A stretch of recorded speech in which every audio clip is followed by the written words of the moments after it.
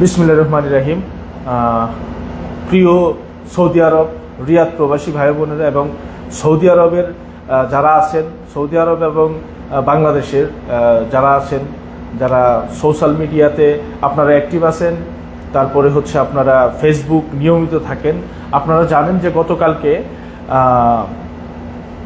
Saudi আরবের রিয়াদের বাথা বাংলাদেশি অধ্যাসিত এলাকা থেকে রায়পুর থানার প্রবাসী সন্তান কাউসার হোসেন আরিফকে দুষ্কৃতিকারীরা অপহরণ করে তার গাড়িসহ নিয়ে গিয়েছিল। আপনারা জানেন সেই বিষয়টিকে আপনারা ফলাওভাবে যার যার মোবাইল থেকে শেয়ার করে আপনারা সেটিকে ভাইরাল করেছেন এবং কি আপনারা এখন পর্যন্ত যে যার যার অবস্থান থেকে আপনারা আওয়াজ তুলেছেন, তারই ফলশ্রুতিতে মুক্তিপণ দিয়ে আজ আসরের পরে, সৌদি আরব সময় আসরের পরে সে মুক্ত হয়েছেন। তো আমাদের সাথে এখন যিনি আছেন, অপহরণ হওয়া আরিফ হোসেনের মুখ থেকে আমরা শুনব যে উনি কোথায় অবস্থান করছিলেন, অপহরণকারীরা তাকে কিভাবে এসে উঠিয়ে নিয়ে যায় এবং মুক্তিপণ দাবি করে। আমি এই ভিডিওটি সৌদি প্রবাসীদের জন্য আমি জোরহাত করব, এমনভাবে এটাকে শেয়ার করবেন যেন আমাদের বাংলাদেশের পররাষ্ট্র মন্ত্রণালয়, সৌদিতে অবস্থানরত বাংলাদেশ দূতাবাস তথা এমবিসির ঊর্ধ্বতন কর্মকর্তাদের সামনে যেন সেটা পড়ে। আমি আরও অনুরোধ করব, এই ভিডিওতে ভাই যে কথাগুলো বলবেন, বর্ণনা দিবেন, ঠিক ওই ধরনের ঘটনা থেকে আপনারা বিরত থাকবেন, আপনারা সকলে সজাগ থাকবেন এবং সতর্ক অবস্থানে থাকবেন যেন পরবর্তী কোনো আমার প্রবাসী ভাই যেন এই ধরনের দুর্ঘটনার শিকার না হয়। আমরা শুনবো আরিফের মুখ থেকে সে কিভাবে অপহরণ হয়েছে এবং কিভাবে সে মুক্তি পেয়েছে। আরিফ। আসসালামু আলাইকুম। আপনারা তো ইতিমধ্যে শুনছেন যে আমাকে গত 2 দিন আগে খুব সম্ভবত আপনার রাত্রে 9টা বাজে জুলাই 18 নম্বর থেকে আমাকে অপহরণ করা হয়েছিল। জিনিসটা হচ্ছিল যে আমি যাচ্ছিলাম, ওরা 2 জন লোক ছিল, ওরা আমাকে লোকেশন দেখিয়েছে, বলছে যে ওরা ওখানে যাবে। আমি বললাম যে আমি যাব না। পরে বললো যে ভাই টাকা বাড়াই দিবে, সমস্যা নেই, আপনি চলেন। আমি বললাম যে ঠিক আছে, যাইতে হইলে আমি লোকেশন দেখি বলছি যে এত টাকা দিতে হবে।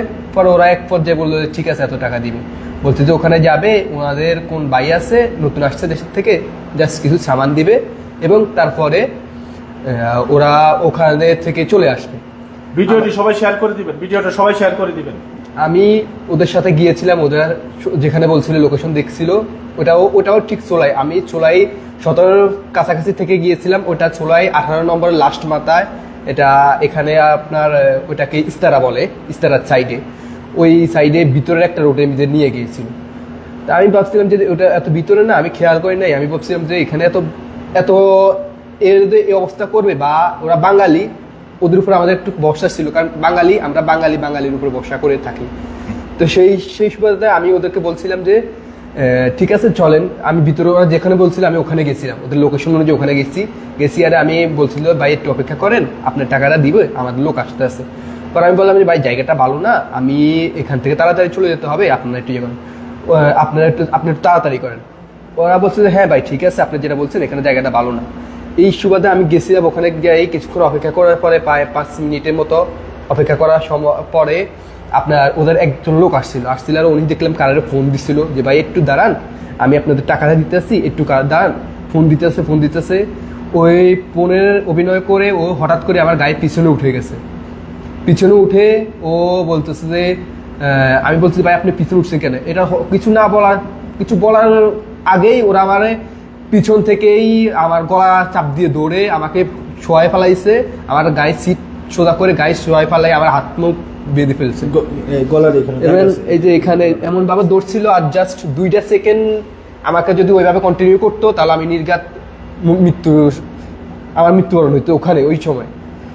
কিন্তু আমি বলছি যে যখন ওরা ধরছে আমি একটু ছাড়াছাড়ি করার চেষ্টা করছিলাম, তখন দেখছি যে ওরা খুব ভালো মতো, ওরা 3 জন ছিল, প্রথমে 2 জন ছিল আমার সাথে গেছিল, পরে ওই যে লোক আসছিল ওই পিছন থেকে আমার ধরিয়ে লাইছে। ওরা দড়ি আমার কি করছে আপনার পিছনে বাঁধি হালাইছে এবং আমার কতক্ষণ পরে আমার বলছে যে তুই যদি কিছু করস তাহলে এই যে দেখ আমার ছুরি বার করছে, ছুরি বার করে গলা ধরছে, যদি কিছু করস তাহলে আমি তোর গলা কাটিয়ে হালাই। পরে আমি বলছি যে ভাই দেখেন আপনারা যেভাবে বলবেন আমি সেভাবে করবো, আপনারা আমাকে মারিয়েন না। এটা বলার কারণে আমি বলছি যে ওরা না ছাড়ে না আমারে। পরে আমি বলছি যে ভাই আপনারা আমার গলা ছাড়েন নইলে আমি মরে যাবো। অনেকক্ষণ রিকোয়েস্ট করার পরে ওরা বলছে তাহলে কোনো কথা বলতে পারবি না। আমি বলছি হ্যাঁ কোনো কথা বলবো না। এবং আমার সামনে গাড়ির সামনে সিটে যে লোক ছিল ওর সাথে সাথেই আমার ড্রাইভিং সিটে আসছি বসে গাড়িটা আন দিছে। তারপরে আমার লগে লগে আমার চোখ বাঁধি ফেলাইছে এবং আমার ওখান থেকে যে কোন জায়গায় নিয়ে গেছে আমি সেটা বলতে পারবো না। তবে ওরা ওখানে আশেপাশে রিয়াদের ওই সাইডের আশেপাশে কোনো এক জায়গায় নিয়ে গেছিল, যার কারণে আমি যতক্ষণ নিয়ে গেছিল ওরা আমার অনেক দূর নিয়ে যাওয়ার পরে বলছে যে কোনো কথা বললে আমার এই গলা কাটিয়ে লাগবে, ছুরি ধরিয়ে রাখছে। এক পর্যায়ে এক জায়গায় মরুভূমির সাইড, খুব সম্ভবত মরুভূমির সাইডে নিয়ে গাড়ির দাঁড়া করাই অন্য একটা গাড়ি আসছে এবং আমার বলছে যে যদি এখানে চিল্লাচিল্লি করে তাহলে এখানে মারি পালাই তুই যাইব, কেউ আসার নাই। তো আমি চিল্লাচিল্লি করি নাই এবং তখন ওরা অন্য একটা গাড়িতে আসি, আমার গাড়িটা ওরা একজনে নিয়ে গেছে, ওরা ওদের গাড়িতে উঠে নিয়ে গেছে এবং ওখান থেকে আমারে কোন জায়গা নিয়েছিল আমি সেটা বলতে পারবো না। এবার ওখান থেকে নেওয়ার পরে আমার একটা বাসায় বন্দি করেছিল, লাস্ট 2 দিন আমি ওই বাসায় ছিলাম। আর থাকার সুবাদে এটা কি আবাসিক বাসা নাকি এস্তারা যেখানে এটা খুব সম্ভবত এস্তারা, কারণ যেহেতু ওখানে আবাসিক বাসা না, আবাসিক বাসা হলো অবশ্যই আমি সাইডে কোনো মহিলা টহিলা বা শিশু বাচ্চার আওয়াজ শুনতাম, শিশু বাচ্চার আওয়াজ শুনি না, তবে মানুষের আওয়াজ ছিল। ওখানে ইন্ডিয়ান ছিল, পাকিস্তানিও ছিল, কিছু পাকিস্তানি পাশের ঘরে কাজ করছিল, সেটা আওয়াজও শুনছি। আমার বলছিল যে যদি চিল্লাচিল্লি করে তাহলে আমার নামদার ধরে রাখছে, মেরে ফেলবে। তাই কারণে আমি ওরা যেভাবে বলছে আমি সেভাবে বলছি। ওরা বলছে যে দেখ তুই প্রথমে নিয়ে ওখানে ভিতরে বসছে বড়ি, আরো 2 মিনিট পরে একজন আসছে কি নামদার সামনে দড়ি কি এবার তোর কথা কইয়া বলছে যে আমার 10 লাখ টাকা মুক্তিপণ দিতে হবে। তো আমি বলছি যে দেখেন আমি এই দেশে আসছি অনেকদিন হয়েছে, কিন্তু আমি সেভাবে কোনো সচ্ছল পরিবারের সন্তান না, নিম্ন মধ্যবিত্ত পরিবারের সন্তান। আমার এই মুহূর্তে আমার পক্ষে 10 লাখ টাকা দেওয়া কোনোভাবে সম্ভব না। এইভাবে বলার পরে ওরা বলছে যে 10 লাখ টাকার ব্যতীত 1 টাকা কম হবে না। আমি বলছি যে ভাই আপনি প্রয়োজনে আমার মোবাইল থেকে ফোন দিয়ে আমার খোঁজ খবর নিতে পারেন, আপনি দেখবেন যে আমার আর্থিক অবস্থা আমার ওইভাবে সচ্ছল না, কারণ আমি কোনো আহামরি রিচ ফ্যামিলি থেকে বিলং করি না। আমি সাধারণ ফ্যামিলি থেকে, নিম্ন মধ্যবিত্ত পরিবার থেকে বিলং করি এবং আমার আব্বু গত কিছুদিন আগেই সৌদি আরব থেকে ওনার রিটার্ন হয়ে গেছিল, অনেক বয়স হয়ে যাওয়ার কারণে সৌদি আরব থেকে একবার পাঠাই দিচ্ছে। পরিবারের হাল ধরতে আমি একাই আসছি এখানে। পরে ওরা কোনোভাবে বিশ্বাস করে না, পরে ওরা ফোন দিলে বলছে যে ফোন দিয়ে তোর বাড়িতে এই মুহূর্তে কে আছে। আমি বলছি যে এই মুহূর্তে, তখন প্রায় রাত্রে আপনার ওরা যখন নিচ্ছিল এইভাবে নিতে প্রায় তখন রাত্রে খুব সম্ভবত 1টা থেকে 2টা বাজে, সৌদি আরব টাইম 1টা থেকে 2টা বাজে। ঠিক তখন ওরা, আমি বলছি এই টাইমে হয়তো বা কেউই ফোন ধরবে না। পরে ওরা আমার মোবাইল থেকে আমার সবগুলো মোবাইল নিয়ে নিছে। আমার কাছে 2টা ফোন ছিল, একটা স্যামসাং আর একটা পোকো, ওই 2টা ফোন নিয়ে নিছে এবং আমার পোকো ফোনে ইমো ছিল। ওরা, আমি দেখলাম যে ওরা ইমোতেই কন্ট্যাক্ট করছে, যে কোনো কিছু করছে এবং সাথে সাথে ওখানে প্রথম যখন আমার কাছ থেকে 2টা ফোন নিছে, আমার একটা ফোন পাইছিল, ওরা আরেকটা ফোন আমার কোন জায়গায় ছিল হাসতে করার কারণে ওরা ওই ফোনটা টোকে বার করছে এবং সাথে সাথে আমার সিম ভালা ফোনটা অফ করে দিচ্ছে। তখন কি আপনার বাড়িতে কল দিয়ে পাইছিল কাউকে? ওরা সাথে সাথে ফোন দিয়ে মনে হয় কারো পায় নাই, ঠিক 15-20 মিনিট পরে এরা আবার আসছিল, আসি বলছে যে এই বাড়িতে ফোন ধরছে। প্রথমে আমার আব্বুর কাছে ফোন দিছিল, আব্বু ফোন ধরে না দিয়ে বলছে যে বড় খালা, আমার ইমোতে আমার নম্বর সবার নম্বর আছে, আমি সবার নম্বর নাম সেভ করে রাখছি, দেখছি বড় খালাকে। আমি বলছি যে আমার একমাত্র খালা। বলছে যে বড় খালা তো ফোন দিতে আসছি, যেভাবে বলবি যেভাবে বলতে আসছি সেভাবে বলবি, নাহলে তোরা মারি ফেলায়। পরে প্রথমে আমার প্রথম অবস্থায় আমার বড় খালার ধরে ফোন দিচ্ছিল, আমার বড় খালা ফোন ধরছিল, হ্যাঁ আরিফ কি পরে আমি বলছি যে খালা আমার ধরি হেলাইছে, এরা কিডন্যাপ করছে আমারে, এরা এত টাকা মুক্তিপণ। আমার খালা তো এটা শুনি গাছের থেকে পড়ার মতো অবস্থা। পরে বলছে যে কি কস? আমি বলছি হ্যাঁ এই অবস্থা এই অবস্থা। পরে ওরা বলছে যে 10 লাখ টাকা দিবি, নইলে তোর মুক্তিপণ, তোর 1 টাকা তোরে মারি ফেলায়। পরে এটা বলার কারণে আমি বলছি যে ভাই দেখেন, আমি ওখান ওদের সামনে একটু অভিনয় করে কাঁদি, বললাম যে দেখেন এইভাবে আমার কেউ দেখার মতো নাই, আমার এই পরিস্থিতি নাই। পরে এর কিছুক্ষণের ভিতরে আমার দেশ থেকে ফোন দিছিল আমার আব্বু ফোন দিছিল আর আমার বড় খালা ফোন কাটি আমার আব্বুর কাছে ওরা রিটার্ন ফোন দিচ্ছে। দেওয়ার করার পরে বলছে যে আব্বু ফোন ধরছিল আর বলছে যে আমার বলছিল যে হ্যাঁ আরিফ ক। পরে আমি বলছিলাম যে আব্বু আমার রিটার্ন এরা কিডন্যাপ করছে। কিডন্যাপ করার পরে ওরা বলছে যে আমি কি করছে, আমি বলছি হ্যাঁ এই যে কিডন্যাপ করছে, এরা আমারে বলছে যে টাকা দিয়ে টাকা না দিলে এরা আমার মারি ফেলাইবো। পরে ওরা বলছে যে ওরা আমার শিখাই দিচ্ছে, প্রথমে ওরা ওদের মুখে কোনো কথা বলতে চায় নাই, ওরা আমার শিখাইছে 10 লাখ টাকা দিবি তাহলে তোরে চাই দিব। পরে আমি বলছি দেখেন এই মুহূর্তে আমার কাছে 10 লাখ টাকা দেওয়ার মতো আমাদের ফ্যামিলিতে এরকম অবস্থা নাই, এবিলিটি নাই। পরে ওরা বলছে যে না 10 লাখ টাকার ফিরিতে 1 লাখ টাকা কম হইলে তোরে এখান থেকে দিনটা ছাড়বো না। পরে আমি আব্বুরে বলছি আব্বু হেরা 10 লাখ টাকা চাইতে আছে। পরে এই মুহূর্তে দিব কোথায়, এমনি আমার মায়ের আব্বুর সাথে ছিল, আব্বু ফোন ধরছে, মায়ের ধরছে, আরে আম্মু একটু নার্ভাস হয়ে গেছিল, কাঁদাকাটি শুরু করেছিল। পরে বলছে যে মার দিকে দিই খালাস এই 1 ঘন্টার ভিতরে ফোন দিতে আসি। কাঁদাকাটি যখন শুরু করছিল তখন ফোন কাটি দিয়ে বলছে যে 1 ঘন্টার ভিতরে ফোন দিতে আসি। আর 1 ঘন্টা থেকে 1.5 ঘন্টা পরে ফোন দিছে, ওরা আবার বাড়ির মধ্যে ফোন দিয়ে বলতেছে যে 10 লাখ টাকা ব্যতীত 1 টাকা কম হবে না। পরে আমি বলছি যে দেখেন আমি আপনাদেরকে সবকিছু বলছি, আমার বাড়ির কাজ চলে কোনো রকম, আমরা কোনোভাবে একটা বাড়ির কাজ একটা করছি, এই মুহূর্তে আমাদের 10 লাখ টাকা দেওয়ার মতো এবিলিটি নাই। যার কারণে বলছে যে ঠিক আছে, যেহেতু তোর আব্বুও বাড়িতে, তোর মা অসুস্থ, কাটাকাটি করতে আছে, লাস্ট 8 লাখ টাকা, এর থেকে 1 টাকাও কম হবে না। পরে বলছে যে আমার মা বলতেছে যে এত টাকা আমরা কোথায় পাবো, এত টাকা দেওয়ার মতো সম্ভব না না। পরে এরা বলছে যে কোথায় পাবে এটা দেখার বিষয় না, এরা বলছে যে লাস্ট প্রথমে টাইম দিছে সকাল 8টার ভিতরে তোরা 8 লাখ টাকা ব্যবস্থা করে দিবি। 8 লাখ টাকা ব্যবস্থা 8টার থেকে 1 সেকেন্ড বেশি হবে তোরা আর এর জীবিত পাইবি না, এটা বলে ফোন কাটি দিছিল। কাটি দেওয়ার পরে এরা বলছে যে আবার বলছে যে তোরা আনছি, কোনো রকম কথা বলবি না, করবি না।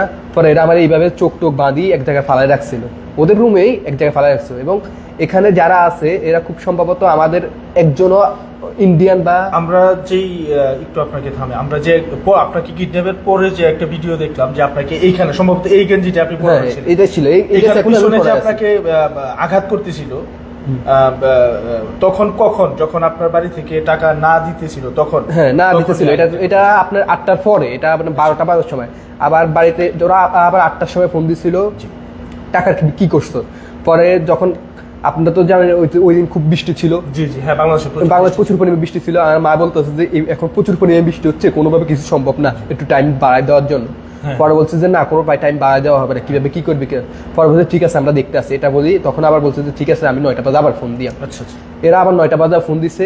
তখন আমার মা কি করবে, এখন ডিসমিস না পাই আমার বড় খালা চলে গেছে। ওরা আপনার বাড়ি ঘরটা আসলে প্রত্যেকেই মর্মাহত, শুধু আপনার ফ্যামিলির মানুষ না, যারা প্রবাসী এবং আপনার এই ঘটনাটুকু জানছে দেখছে, প্রত্যেকটা মানুষই আপনাকে নিয়ে অনেক পরিমাণ মর্মাহত ছিল। সবাই দোয়া করছে যেন আপনি ফেরত আসেন, আল্লাহ যেন আপনাকে ফিরাই দেন। জি অবশ্যই সবার দোয়া ছিল বিতায় হয়তোবা আমি এখন এখানে ফিরে আসছি, কারণ আল্লাহর রহমত আমার মা বাবার দোয়া ছিল বিতায় এখানে ফিরে আসছি। তারপর টাকা কি করলেন? তারপরে ওরা আবার 10টা, 10:30, 11টার দিকে ফোন দিছিল। আর তখন আমার আব্বু এই বৃষ্টির ভিতরে কিভাবে গেছে আমি বলতে পারবো না, আমার খালার পাশে চলে গেছিল, কারণ ওরা বলছে যে এভাবে হোক হোক। তখন ওরা আমার যখন দেখছে যে আমার আব্বুর ফোন দিছিল আর আমার মা আব্বুর নেট অফ, কারণ আমার বাড়িতে ওয়াইফাই দিয়ে ফোন চলে, আমাদের সেভাবে নেট চালায় না, ওয়াইফাই দিয়ে পাশে করে ওয়াইফাই দিয়ে আমরা ফোন চালাই। তখন দেখছে যে নেট অফ, তখন বড় খালার দ্বারা আবার ফোন দিছিল। আর যখন বড় খালা দেখছে যে ফোন ধরছে, বলছে যে টাকা কি করছো, ওদের ফোন অফ কেন। পরে বলছে যে দেখেন আমরা আমার ভাতিজা মারবেন না, আমার বড় খালা বলছিল যে মারবেন না, আমরা টাকা ব্যবস্থা করতে আসি, বা দেশে প্রচুর পরিমাণে বৃষ্টি হচ্ছে। ওই তখন ওরা বলছে যে এত কথা বলি হবে না, টাকা ম্যানেজ কিভাবে করবে সেটা ওদের দেখার বিষয় না, টাকা ম্যানেজ না করলে আমার মারিয়া লাগবে। তখন আমার খালতো ভাই ওই বলছে যে আমার খালতো ভাই ফোন ধরছিল, বলছে যে দেখেন আমরা আপনাদের টাকার ব্যবস্থা করিয়াম, আপনারা যেভাবে করিয়েন না। তখন আমার মা বলছিল যে আমার মা প্রয়োজন, আমার মায়ের রক্ত বিক্রি করে টাকা দিবে, তবুও যেন আমার না মারার জন্য। পরবর্তী এই কথা বলাতে ওরা বলছে ঠিক আছে আমরা টাইম দিলাম, তোরা যতক্ষণ টাকা ব্যবস্থা কর, আমরা আবার ফোন দিব বিকেল 3টা 4টার দিকে ফোন দিব। তখন ওরা লাইন কাটি দিছিল এবং রাত্রে বেলা তখন আমরা রাখি দিছিল। তখন প্রায় রাত্রে 3টা কিংবা 4টা বাজে, তখন ফজর নামাজের আযান দেয়, ওই টাইমে করছিল। ইভেন ওরা রাখি দেওয়ার পরে যখন দেখছে যে দিনের বেলায় রাত্রে না, যখন 3টা দিনের আপনার 12টা না 1টা বাজে ওই টাইমে ওরা আমার টাইম বাড়াই দিছিল। বাড়াই দেওয়ার পরে যখন রাত্রে 10টা বাজে ফোন দিছিল আর বলছে যে দেখেন কোনোভাবে বৃষ্টি বাদলের কারণে বাড়াইতে পারতেছে না, বিকাল দিকে বাড়াইতে পারে নাই, টাকা ম্যানেজ করতে পারে নাই, যার কারণে এখন টাকা ম্যানেজ হয় না, হয় নাই, আমরা অল্প কিছু টাকা ম্যানেজ করছি। এটা কথা বলার কারণে কি অল্প কিছু টাকা হবে না, 8 লাখ টাকা থেকে 1 টাকা কম হবে না। পরে বলছে যে এই মুহূর্তে 8 লাখ টাকা কিভাবে হবে, এই মুহূর্তে 8 লাখ টাকা দেওয়া সম্ভব না। এই যে যারা আপনার সঙ্গে কথা বলতেছিল তাদের মানে কথা কেমন, বাংলাদেশের কোন জেলার হইতে পারে ওরা? ওরা খুব সম্ভবত বামনবাড়ি, আমি যতটুকু ওদের কথাবার্তা আসে বামনবাড়ি আছে কিছু, কুমিল্লার আছে কিছু, তবে ওরা খুব সম্ভবত 7-8 জন হবে। 7-8 জন। আর ওদের গ্রুপটা এখানে গ্যাংটা মোটামুটি ওদের ওখানে স্থায়ী যারা ওই বাসা টাসা থাকে আশেপাশে থাকে, ওরা 7-8 জন থাকে। আর ওদের বাইরেও লোক আছে কিছু, যেমন ওরা হচ্ছে খবর আদান প্রদান করে, কি হচ্ছে না হচ্ছে, কি আসল বিষয় কোথায় হচ্ছে, সবকিছু টার্গেট কি আসল বিষয় সবকিছু ওরাই ওখান থেকে দেখে। আর কিছু লোক ছিল আমার রুম, আমার সাথে 3-4 জন লোক ছিল আমার সাথে রুমে, যারা আমার 24 ঘন্টা পাহারা দিয়ে রাখছে। আর সামনে যে রুমটা ছিল বারান্দা ছিল, ওখানে পাকে 3-4 জন লোক ওরা বসে বসে মোবাইল টিপতেছিল, করতেছিল, কতক্ষণ পরে আসছিল, এই টাকা দেয় না কিল্লাই, আসছিল, আসার পর লাত্তি দেয়, ঘুষি দেয়, আপনার টাকা দেন না কিল, টাকা করে না কিনলে টাকা বার করেন। শেষ পর্যন্ত আপনার বাসা থেকে কত টাকা দেওয়া হয়েছে? পরে ওদের ওই রাত্রে বেলায় আমার ব্যবস্থা করছে, ওই রাত্রে বেলা যত রকমের চাইছে ওদের মারাইতে পারে নাই। যখন বলছে যে এত টাকা দেওয়ার বাসা নাই, তখন ওরা আপনারা হয়তো বা দেখছেন একটা ভিডিও করছিল যে এইভাবে দিব না, টাকা দিব না, ওরা মারতে হবে। তখন ওরা কি করছে, আঘাতের দাগ আছে পিছনে এইভাবে আঘাতের দাগ নাই, কারণ ওরা ওই যেভাবে তবে আঘাত করছে যে একদমই নর্মাল না, অভিনয় আঘাত করছে, আবার পায়ের তাইলে আঘাত করছে, পিছনে আঘাত করছে, পায়ের তাইলে আঘাত করছে, পরে আগে পিছনে আপনি পিছনে সেভাবে দেখা যাবে না এখন না, আমার পিছনে সেভাবে দেখা যাবে না, কারণ ওই যে আপনার রোদ পেশছে তো, ঘুষি টুসি দিচ্ছে তো, ওগুলা সেভাবে তো হয় না, যদি কাটা যাইতো তাহলে হইতো। তবে ওরা আমার এখানে ধরছে খুব ইয়ে করছে, 4 দিন আর 3-4 দিন পরে এখানে এখন আমার ব্যথা আছে এবং আমার শরীর সম্পূর্ণভাবে ব্যথা। আর এই যে এখানেও ধরছে দেন, এই যে এখানে দেখেন আপনার এখানেও চলাই গেছে, এভাবে কিল ঘুষি লাগতে ওগুলোতে দিচ্ছে। তখন ওরা আমার এই ভিডিও করি, যখন দেখছে যে তখন আমার ওই যে যখন টাকার জন্য ম্যানেজ করতে পারতেছে না, তখন আমার আব্বু কি করছে, বলছে যে টাকা এত টাকায় দিব, এই ছাড়া এর থেকে কম হবে, এই মুহূর্তে টাকা দেওয়া সম্ভব না। এটা কই আমার আব্বু খুব সম্ভবত আমার ওই খালতো ভাই সব বলছে যে আমার আব্বুর নেটটা অফ করে দেওয়ার জন্য। আমার আব্বু নেট অফ করে দেওয়ার পরে যখন দেখছে যে ওরা আমার আব্বুরে ফোন দিয়ে পায় না, তখন ওরা ভিডিও করছে যে আমার হাত পা মারি ভাঙ্গি পিড়ি পাড়ি করতে আছে, হয়তো এই ভিডিওটা আপনারা দেখছেন। এই ভিডিওটা এটা ভাইরাল হয়েছে, আমরা বিভিন্ন স্যাটেলাইট টেলিভিশনে বিভিন্ন প্রত্যেকেই, আমি তো বললাম যে আপনার অপহরণ হওয়ার পরে সেম আপনার বাড়ির মতো প্রত্যেকটা প্রবাসী ফ্যামিলি আত্মীয় স্বজন প্রত্যেকটা মানুষরাই তারা আতঙ্কিত ছিল যে কি না কি হয়ে যায়, সবাই আপনার জন্য দোয়া করছে। পরে এই ভিডিওটা করে ওরা পাঠাইছে এবং ভিডিওটা করে পাঠানোর পরে তখন যখন দেখছে ভিডিওটা করার পরে, তখন কতক্ষণ পরে আমার বড় খালতো ভাই ফোন দিছে যে দেখেন আপনারা মারবেন না, আমরা যেভাবে বলছেন আমরা সেইভাবে করতে আছি, আমরা টাকা ম্যানেজ করতেছি, আমরা পরের দিন টাইম দেন। তখন ওরা টাইম দিছে কি পরের দিন 7টা পর্যন্ত টাইম দিছে, যে এই 7টা বাজের ভিতরে টাকা ম্যানেজ করবি, নইলে কালকে রাত্রের ভিতরে তোরা যেটা খুঁজে পাইবি না, যে আখ পাকারি আমরা কোন জায়গায় মরুভূমিতে কোন জায়গায় ফালাই রাখতাম, তোরা কেউ খুঁজে পাবে না। তখন এটা করার পরে আপনার 15 টাকা রাখি দেওয়ার পরে আপনার এই রাত্রে আর এরা ফোন দেয় না, দেয় না, কারণ এই রাত্রে বেলা তো আর আমাদের টাকা ম্যানেজ হয় না। একটু থামাই আপনাকে, এখানে কি আপনার কোনো আত্মীয় স্বজন বা কোনো ভাই আছে আপনার এখানে? হ্যাঁ, এখানে একজন ছিল আপনার, ওনার যত রকম চাইছে যে আমার মানে আপনার নাম্বার থেকে কি ওনাকে কল দিছে, ওরা সবকিছু করছে, আমার রিয়েল চাইছে আমার কাছে। আমার 170 টাকা ছিল, ওই টাকাটা ওরা প্রথমে আমার মানিব্যাগটা সব নিয়ে গেছে, 170 টাকার মতো ছিল, ওইটাও নিয়ে গেছে এবং বলছে যে দেখ তোর এখানে কে আছে, এর ফোন দে, ভাই বেরাদার কে আছে, ভাই কে আছে, ইয়াকে আছে, ওরা সব একে একে সম্পূর্ণ। সবাই লাইভটা শেয়ার করে দিবেন, যারা দেখতেছেন প্লিজ আপনাদের হাতে পায়ে তৈরি লাইভটা শেয়ার করে দেন। পররাষ্ট্র মন্ত্রণালয়, সৌদিতে অবস্থানরত বাংলাদেশ দূতাবাস যেন এর বিরুদ্ধে দ্রুত পদক্ষেপ নেয়। প্রয়োজনে আমরা যেরকম রেমিটেন্স শাটডাউনের মাধ্যমে স্বৈরা শাসক সরকারকে বিদায় করেছি, ঠিক সেই এই এখনো স্বৈরা শাসকের এই যে যারা দূষররা এখনো সরকারি বিভিন্ন উপরস্থ জায়গায় রয়েছে, তারা চায় না বাংলাদেশটা একটা সুসংগঠিত একটা জায়গায় যাক, তারা চায় না বাংলাদেশটি আবার মেরুদণ্ড সোজা করে বিশ্বের বুকে মাথা উঁচু করে দাঁড়াবে, চায় না। আমরা প্রয়োজনে সৌদি প্রবাসীরা সারা পৃথিবীর প্রবাসীরা আবার রেমিটেন্স শাটডাউন করে দিব যদি আমাদের এই সৌদি আরবের প্রবাসী ভাইদের সিকিউরিটি উইংস সিকিউরিটি ব্যবস্থা যদি না করে। তারপর ওরা পরের দিন আমারে বলছে যে টাকাটা কিছু ম্যানেজ করছে করছে বিকাশ নম্বর দেওয়ার জন্য। ওরা বলছে যে কত ম্যানেজ করছে, জিজ্ঞেস করছে কত ম্যানেজ করছে। তখন বলছে যে আমার খালতো ভাই বলছিল, তখন থেকে আমার আম্মু আব্বু ওনাদের ফোন আমার খালারা ইচ্ছা করে অফ করেছে, কারণ ওনারা মুরব্বী মানুষ, ওনারা এত কিছু সহ্য করতে পারবে না। তখন বলছে যে এই আপনার এই 50,000 টাকা, আমার খালতো ভাই বলছে যে 50,000 টাকা ম্যানেজ করছে। ওরা বলছে না 50,000 টাকা কিছু হবে না, ওরা বলছে যে 1 লাখ টাকা দেওয়ার জন্য। পরে কোনোভাবে করতেছে না, 1 লাখ টাকা ম্যানেজ করি। পরে বলছে 1 লাখ টাকা না, ওরা বলছে 8 লাখ টাকা ম্যানেজ করি তারপরে ফোন দিবি, এই বলে এরা ফোন রাখিয়ে দিছে। তখন আর ফোন দেওয়া হয় নাই। এখন এভাবে আমার পরের দিন সকাল যায়, দুপুর চলে গেছে।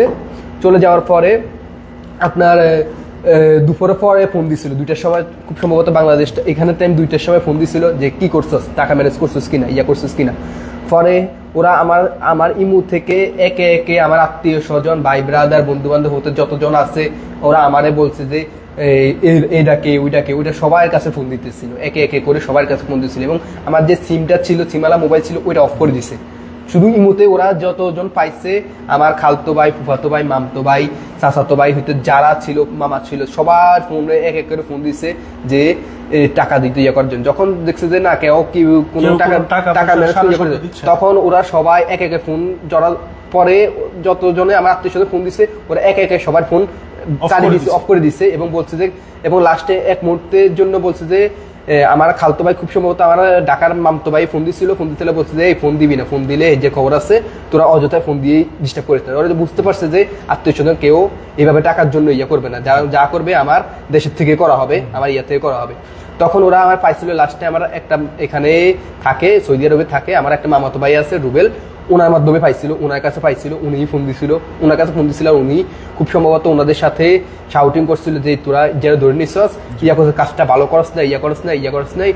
এটা শোনার পরে ওরা কি করছে যে আমার রুবেল ভাই খুব সম্ভবত ওদের সাথে গরম হয়ে কথা বলছে, করছে।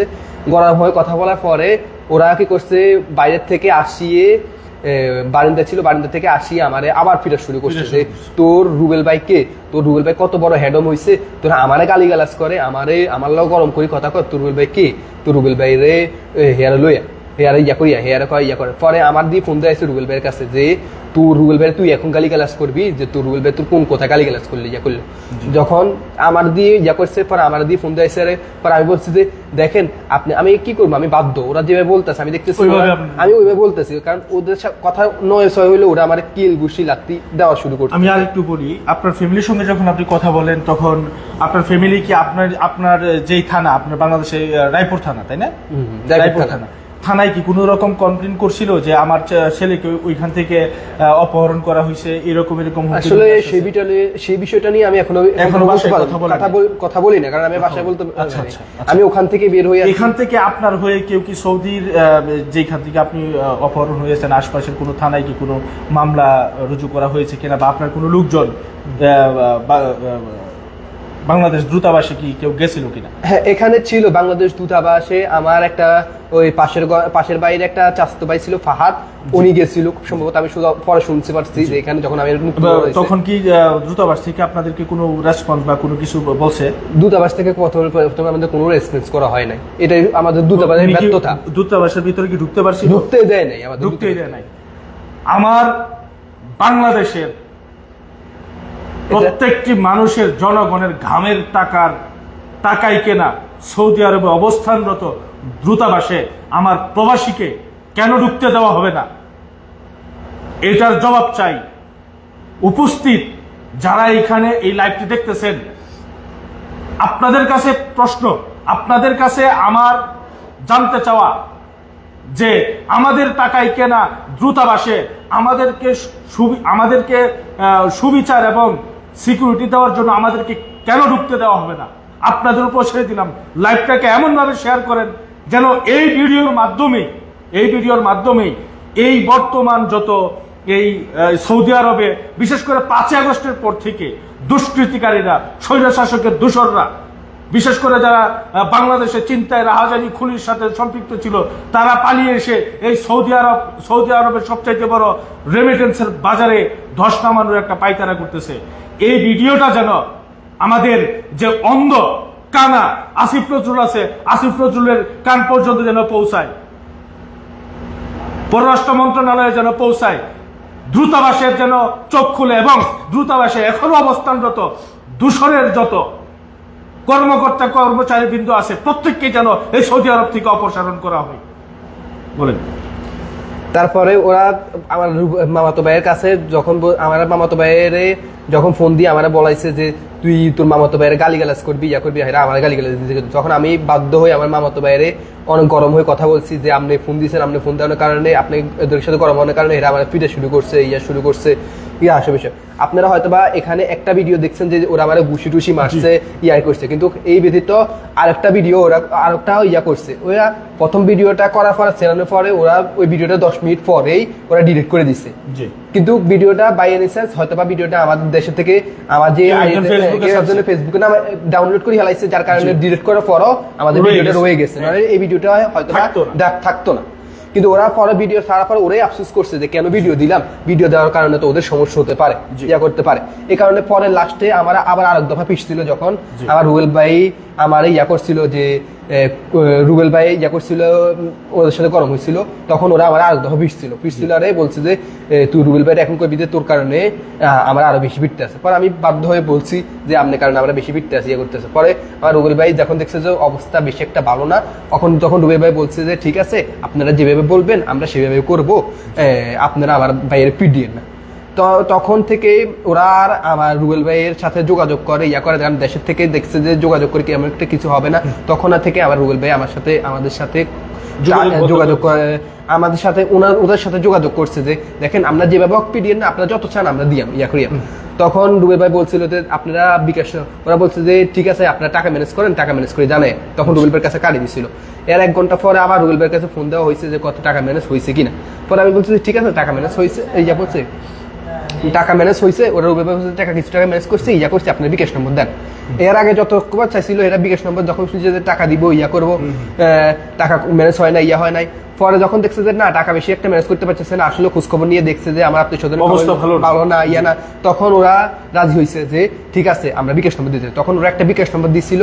প্রথম অবস্থায় খুব সম্ভবত আমার রুবেল ভাইয়ে 25 থেকে 30,000 টাকা, প্রথম 25 থেকে 30,000 টাকা দিছে, পরে 20,000 টাকা, খুব সম্ভবত 50,000 টাকা প্রথমে দিছিল, দেওয়া হয়েছে। আসলে একটি কথা আমি বলতে চাই, ও এইরকম যে একটা টাকা দেওয়ার পর যোগাযোগ বন্ধ হয়ে যাওয়ার পরে ও উদ্ধার হয়ে আসার পর পর্যন্ত ওর বাসার সঙ্গে যোগাযোগ করতে পারে নাই ও, কেননা এর পরবর্তীতে আরো হয়তো টাকা দিতে পারে, যেটা এখন পর্যন্ত ও জানে না, কেননা ওর মোবাইলগুলো অপহরণকারীদের হাতে নিয়ে গেছে, যার জন্য ওর বাসায় ও ইচ্ছা করলে যোগাযোগ করতে পারে নাই। পরে 50,000 টাকা দেওয়ার পরে ইয়া করার পরে ওরা টাকাটা পাই, বলছে যে সাই দেওয়ার জন্য, ইয়া করার জন্য। আমার ভাই মামাতো ভাই বলছিল সাই দেওয়ার জন্য। ওরা বলছে যে না এখানে ছাড়াছাড়ি হবে না। তখন আমার এখানে ওই যে দুদাপাসের সাথে যোগাযোগ করছিল, ইয়া করছিল, ওরা বলছে যে টাকার ব্যবস্থা করেন, তারপরে দেখতে আসছি। এরা বলে আমার মামাতো ভাইয়ের সাথে ফোন কাটিয়ে দিছে। এবং আমার এখানে যে পাশের ভাই যে স্বাস্থ্য ভাই আছে ফাহাদ, ওনার সাথে, এবং আরো এখানে 2-3 জন সহপাঠী আসছিল, ওরা বলছে যে ওদের কাছে ফোন দিত, ওদের কাছ থেকে টাকা চাইতে। আমি বলছি দেখেন এইভাবে আমাদের এখানে কেউ নাই, ইয়া নাই, জাস্ট একটা বড় ভাই আছে, এই এতটুকু।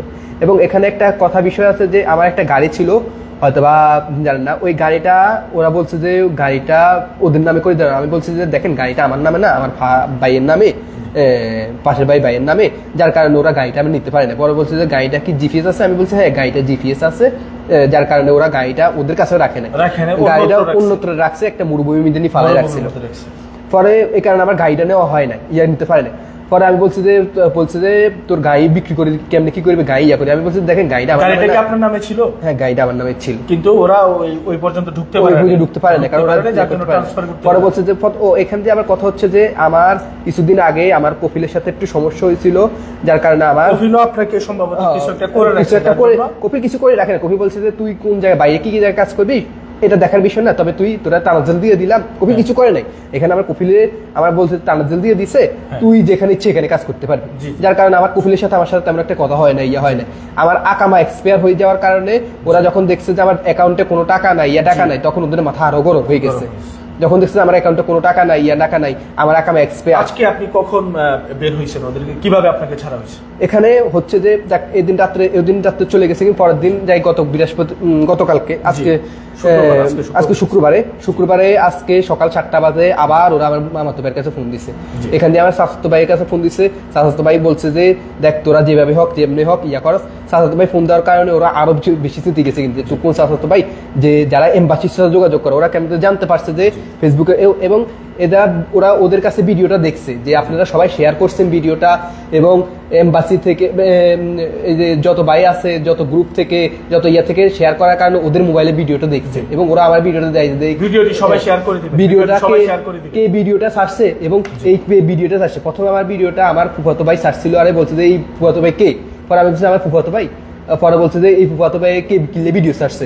এই কারণে ভিডিও ছাড়ার কারণে এবং টাকা কম দেওয়ার কারণে এরা আমার আরো পিছছে, তো ভিডিও ছাড়ার কারণে মূলত আরো পিছছে। এবং আমার পরে আমার স্বাস্থ্য ভাই ফাহাদ উনি ফোন দেওয়ার কারণে বলছে যে তোর কোন স্বাস্থ্য ভাই এখন আজকে কয়টা পর্যন্ত আপনাকে ছাড়া হয়েছে, কিভাবে আপনাকে ছাড়ছে আজকে, নাকি আপনি ওইখান থেকে না আজকে পরে 7টা বাজে, আজকে 7টা বাজে আবার ফোন দিছে, বলছে যে টাকা যদি লাস্ট হেরে আসছে যে 5 লাখের ভিতরে আসছে, আর তারা বলছে যে 4 লাখ দিতে হইবে লাস্ট, না হলে ছাড়বো না, আর ছাড়বো না, তো ওর যোগাযোগ নাই। এরা ফোন কি করছে অফ করে রাখছে, গত পরশু দিন রাত্রে থেকে ফোন করতে আজকে সকালবেলা খুলছিল, খোলার পরে বলছে যে দেখে এই ব্যাপার টাকা নাই নাই, পরে লাস্টে 50,000 টাকা কইছে যে দেখেন আর কোনোভাবে কিছু করতে পারতেছি না। আমার মামাতো ভাই বলছে যে এখান থেকে যে আপনার 50,000 টাকা আমি কোনোভাবে দেশের থেকে কোনো টাকা দিতে আমি এখানে ম্যানেজ করছি, আপনারা যেভাবে হোক এই টাকাটা রাখেন, আমার লোকটারা চাই দেন। পরে ওরা কি করছে যে ঠিক আছে দেখতে আছে এরা কই, ওরা সকালবেলা ফোন কাটিয়ে দিছিল, দুপুরের পরে জুবান নামাজের পর ওরা আসছিল, আসি সবাই মিলিয়ে আবার কথা বলছে, আমার মামাতো ভাইয়ের কাছে ফোন দিছে। পরে বলছে মামাতো ভাই অনেক রিকোয়েস্ট করছে, আমিও রিকোয়েস্ট করছি যে দেখেন আমার এইভাবে নাই, তখন ওরা আবার 50 বিকাশ নম্বর দেওয়ার কারণে 50,000 টাকা দিছে। আমার টোটাল এই টাকা দেওয়ার কারণে টোটাল 1 লাখ টাকা দেওয়ার পরে এরা কোনোভাবে রাজি হয় না, তাই না ওরা বলছে যে ভাবছে যে ওরা ওদের ভয় পাইছে, এই কারণে আরো 50,000 টাকা দিচ্ছে, আরো টাকা পাইবো, কতক্ষণ আটকে রাখছে। পরে যখন চারিদিকে জিনিসটা জানাজানি হওয়ার কারণে কারণে এরা কি করছে যে ঠিক আছে আমার সারি দিবে, এক পর্যায়ে হয়েছে। পরে আমার মামতো ভাই যখন টাকাটা সেন্ড করছে, ওদের টাকাটা পাইছে, ওরা বিকাশ নম্বরে টাকাটা দিচ্ছিল, টাকাটা পাইছে, পাওয়ার পরে এরা কি করছে আমারে বলছে যে ঠিক আছে আমি 10 মিনিটের ভিতরে সারি দিতেছি। তখন ওরা আমারে আবার ওই অবস্থা থেকে গাড়িতে উঠাইছে, গাড়িতে উঠাই আনি এক জায়গায়। যখন গাড়িতে উঠেছে তখন কি মুখ চোখ বাঁধা ছিল আপনার? আমার সম্পূর্ণ পুরো 3 দিন আমার চোখ বাঁধা ছিল। তারপর শুধু খাওয়ার টাইমে ওরা আমার চোখ খুলে দিয়েছিল, এক কোন আমি নিয়ে খাওয়াছে, আর প্রস্রাব করার টাইমে মানে ওয়াশরুম ইউজ করার সময় চোখ খুলে দেয় নাই, তাও একজন নিয়ে গেছে আবার একজন নিয়ে আসছে, এই আর নাহলে সম্পূর্ণ পুরা টাইমে আমার চোখ বাঁধা ছিল।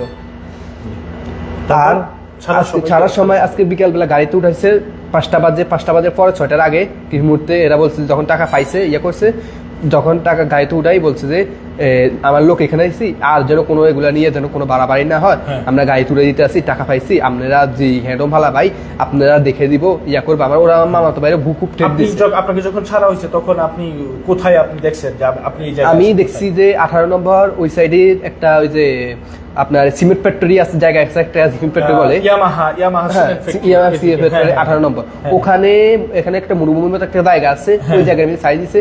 আমার বলছে যে দেখ তোরা এখান থেকে নামাই দিয়াম, হিংসের দিকে চাইবি না চাইবি না, আমরা যাওয়ার 10-5 সেকেন্ড পরে তোরা চোখ খুলবি। আপনার গাড়ির মধ্যে রাখি আপনাকে ছাড়ছে না, আমার গাড়ির মধ্যে রাখে না, ওরা ওখান থেকে চাই বলছে যে তোর গাড়িটা ওই সাইডে আছে, ওই সাইডে থাকা আপনার গাড়ির পাশে রাখি কইলা দিছে, ওই সাইডে গাড়িটা আছে, এই থেকে 10-20 কদম হাঁড়ি ওই দিকে যাবি তাহলে গাড়িটা পাবি। আচ্ছা। তো এটা কই চাই দি ওরা চলে গেছে, চলে যাও।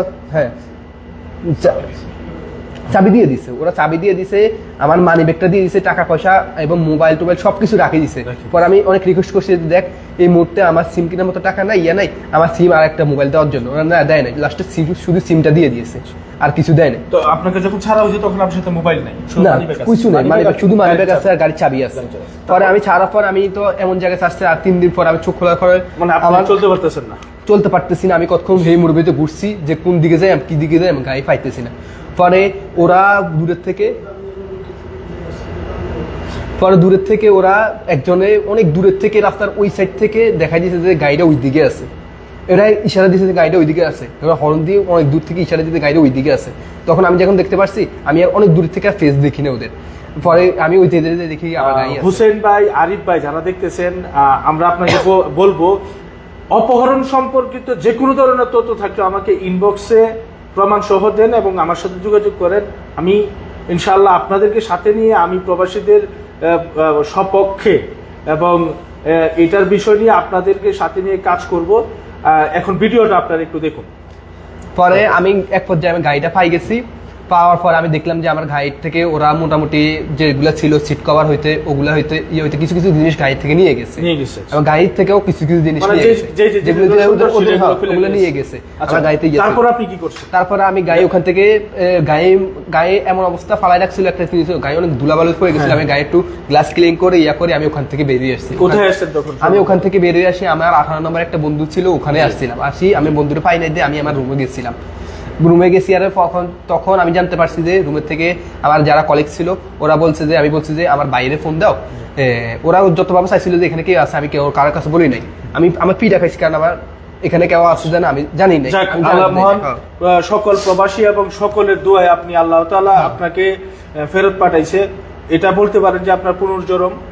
তো আপনারা প্রিয় ভিউয়ার্স, এই রাত্রের বেলায় যারা আমার এই লাইভটিকে দেখতেছেন, গতকালকে অপহরণের আরেকটি কথা, আপনি বাংলাদেশ সরকারের কাছে এবং আপনি কি মনে করেন যে এই ধরনের আপনি কি বিচার চান, এখন কি চান? আমি আমাদের বাংলাদেশ সরকার, স্বরাষ্ট্র মন্ত্রণালয়ের কাছে এবং এখানে যে পররাষ্ট্র মন্ত্রণালয় এবং এখানে যে বাংলাদেশ দূতাবাস, ওদের কাছে একটাই বিষয় চাইবো যে ঘটনাটা আমার সাথে হয়েছে কয়েকদিন আগে আরেকজন লোকের সাথে, এবং ইভেন ওরা আমার সাথে ওদের সাথে থাকাকালীন অবস্থায় বলছে যে আরো অনেকের লোকের কাছে প্রতি সপ্তাহে এটা লোক ধরি নেয়।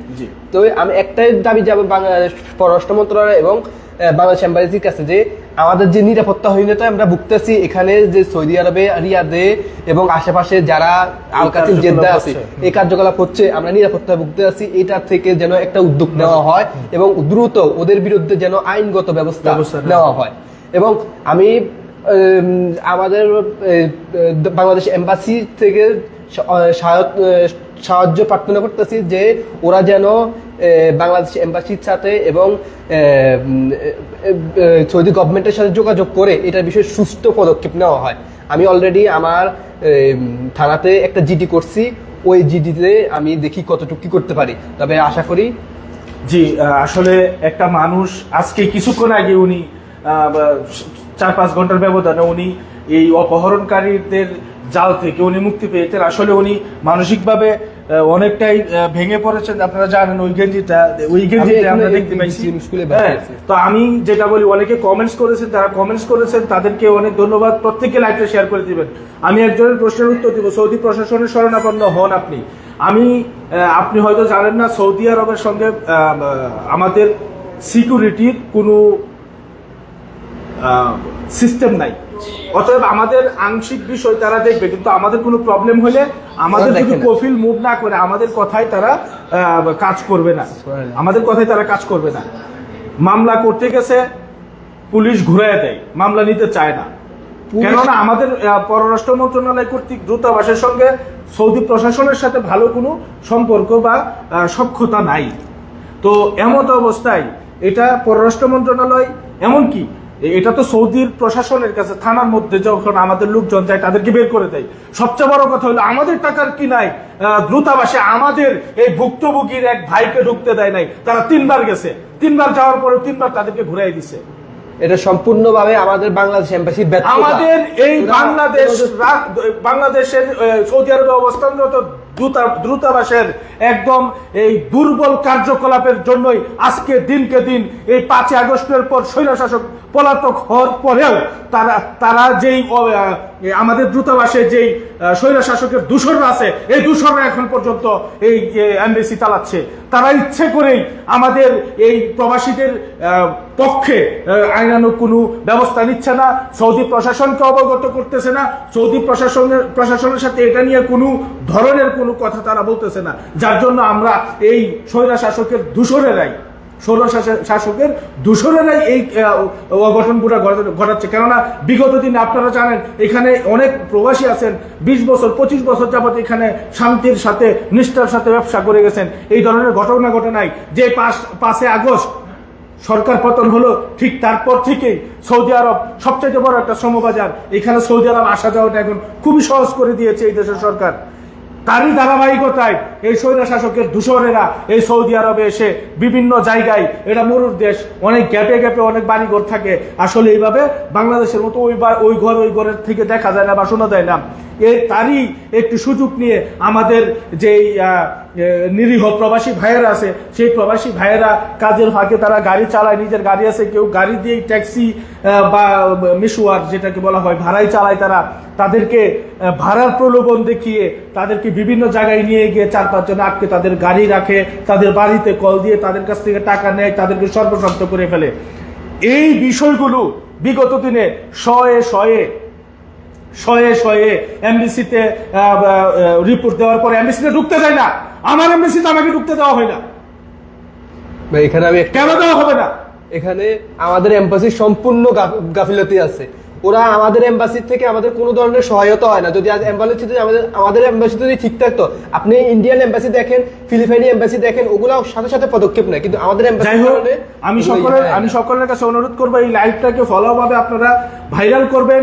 এটা আমার কোনো ব্যক্তিগত বিজনেস লাইভ না, এটা আমার মতো একজন নিরীহ প্রবাসীর আর্তনাদ, এরকম শত শত প্রবাসী মানুষের আর্তনাদ।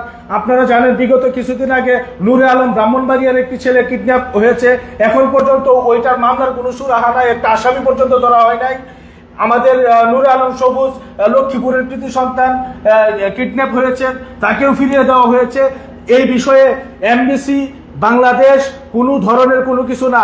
আমরা আসছি ফ্রি সাবিলিল্লাহ, এই দেশে আসছি মাথার গাম পায়ে ফেলাবো, রেমিটেন্স এখানে পাঠাবো, আর বাংলাদেশে উল্টাপাল্টা চলবে। আমাদের জীবনের কোনো নিরাপত্তা নাই, আমাদের কাজের কোনো নিরাপত্তা নাই। এই বিষয়গুলা আপনারা আজকে যারা লাইভে আছেন বা আমার ভিডিওগুলো দেখবেন, শেয়ার করে দিবেন, যেন যথাযথ একজন মানুষের কানে, মানুষের দ্বার পর্যন্ত পৌঁছায়। আমি আর কথা বাড়াবো না, এই কথা বলে আজকে লাইভটি এখানে শেষ করতেছি। দ্রুত আপনারা বাংলাদেশ দূতাবাস এবং পররাষ্ট্র মন্ত্রণালয়কে নিয়ে যে যার অবস্থান থেকে প্রতিবাদ অবস্থান গড়ে তুলুন। লাইভটিকে শেয়ার করে দিন। সবাই ভালো থাকবেন। আসসালামু আলাইকুম।